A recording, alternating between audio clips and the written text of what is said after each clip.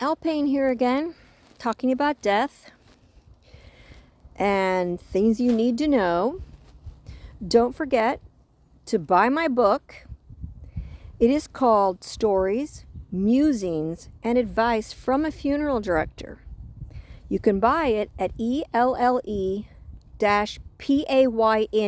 Alpane.com. And you can also get it in ebook version on Kindle and Barnes & Noble. So today I thought I'd tell you something super crazy that happened at the funeral home. So there are people in this world that think that they don't have to abide by any rules, that the laws don't apply to them, and that the funeral director doesn't have the authority to do anything.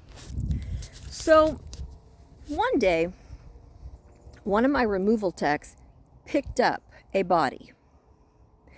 Now, the police had said that the person had only been dead one day, but I've seen a lot of bodies, and this person had been dead for a long time. And so I live in a county where we don't have an official coroner. It's just someone that is trained to make decisions like that. They're usually prosecuting attorneys. So actually, I knew more than they did about dead bodies, and they were saying that they were sticking to their decision that it had been dead one day. So I took a lot of photographs. The man's peritoneal cavity was green. His fingertips were black. The end of his nose was black. He had been dead for more than one day. So when I called the coroner, she asked me, "Did you take any pictures?" And I'm thinking, well, isn't that your job? But I said, yes, I did. And so she said, send me the pictures. Literally, she sent me the pictures.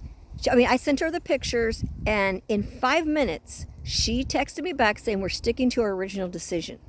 Now, it was very fishy. And I think the reason is because he also had track marks up his arm. So if they go ahead and say that they want to investigate it, it's going to cost them a whole lot of money, the county. And he's just another person doing drugs to them. However, he has a family. And the family calls and says they want to see the body. And they don't ask yes or no.